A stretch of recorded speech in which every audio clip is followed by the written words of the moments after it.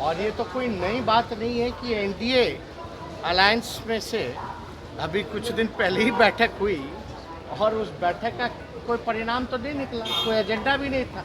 खाली प्रधानमंत्री जी आए, प्रवचन दिए, श्रोताओं ने सुना और जो है बैठक ख़त्म हो गई। और ये पहला ऐसा अलायंस नहीं है एनडीए का जो बाहर हो रहा है। ये भी एक तरह से अगर दक्षिण भारत में देखा जाए तो बड़ा साथी रहा है एनडीए का, वो बाहर हुआ है। तो हमको लगता है इससे तो बहुत भारी नुकसान तो भाजपा को होगा ही। हालांकि इससे पहले भी आप देखिए, शिवसेना भी पार्ट थी, वो भी बाहर हुई, जेडीयू बिहार में थी, वो भी बाहर हुई, अकाली दल जो था वो भी बाहर हुआ। तो हर जगह जो है ये साफ दिखा रहा है कि एनडीए का मतलब ही नहीं रह गया है कुछ। एआईडीएमके ने भारतीय जनता पार्टी यानी एनडीए का साथ छोड़ दिया है आज, और उसके बाद ये बड़ा झटका एनडीए को लगा है तमिलनाडु में। जिस तरीके से डीएमके और कांग्रेस का गठबंधन तो पहले से था ही, लेकिन एआईडीएमके जो है वो एनडीए में था, लेकिन उसने भी भारतीय जनता पार्टी यानी एनडीए का दामन छोड़ने का जो है वो निर्णय लिया। और ऐसे में इसको लेकर बिहार के डिप्टी सीएम तेजस्वी यादव ने तंज कसा है। जिस तरीके से पहले से इस बात को कहा जा रहा था कि इंडिया जो INDIA गठबंधन बना है वो छिन्न भिन्न होगा, लेकिन देखिए किस तरीके से जो AIDMK भारतीय जनता पार्टी से कई राजनीतिक पार्टियां जो है वो अलग हुई है। जेडीयू की भी बात जो है तेजस्वी यादव ने करते हुए सीधे तौर पर मुख्यमंत्री कि नीतीश कुमार के बारे में भी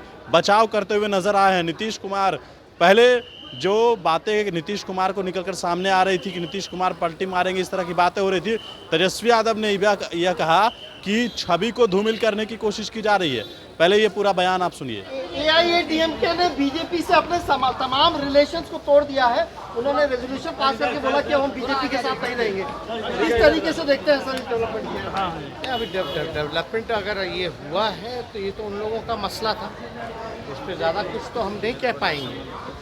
हालांकि तमिलनाडु में देखा जाए तो डीएमके जो है बहुत स्ट्रांग है और वहाँ ऑलरेडी कांग्रेस और डीएमके का जो गठबंधन है वो बहुत ही मजबूत है। और ये तो कोई नई बात नहीं है कि एनडीए अलायंस में से अभी कुछ दिन पहले ही बैठक हुई और उस बैठक का कोई परिणाम तो नहीं निकला, कोई एजेंडा भी नहीं था। खाली प्रधानमंत्री जी आए, प्रवचन दिए, श्रोताओं ने सुना और जो है बैठक ख़त्म हो गई। और ये पहला ऐसा अलायंस नहीं है एनडीए का जो बाहर हो रहा है। ये भी एक तरह से अगर दक्षिण भारत में देखा जाए तो बड़ा साथी रहा है एनडीए का, वो बाहर हुआ है। तो हमको लगता है इससे तो बहुत भारी नुकसान तो भाजपा को होगा ही। हालांकि इससे पहले भी आप देखिए, शिवसेना भी पार्ट थी, वो भी बाहर हुई, जेडीयू बिहार में थी, वो भी बाहर हुई, अकाली दल जो था वो भी बाहर हुआ। तो हर जगह जो है ये साफ दिखा रहा है कि एनडीए का मतलब ही नहीं रह गया है कुछ। वहाँ एक तानाशाह बैठे हैं और दो व्यक्ति जो है वो देश चला रहे हैं, उसी पे काम चल।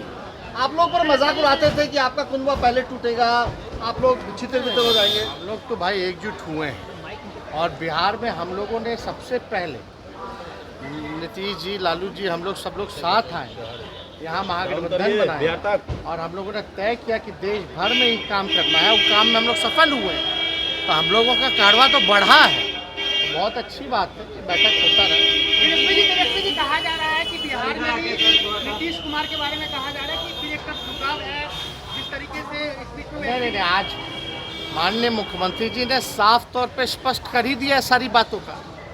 लेकिन आप जानते हैं कि बीजेपी की ये सोची समझी साजिश है और मीडिया में भी एक जो खास वर्ग है जिनको अनपच हुआ है ये महागठबंधन देख करके और देश भर में इसके बाद जो इंडिया अलायंस बना है तो वो अनपच है।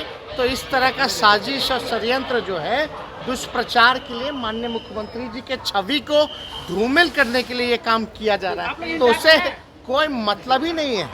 हम लोगों ने प्रण लिया है भाई, पिछले साल ही ना 9 तारीख को हम लोगों ने स्पष्ट कर दिया था 9 अगस्त को कि हम सब लोग देश भर में इकट्ठा करेंगे और भाजपा को देश के सत्ता से बाहर करेंगे।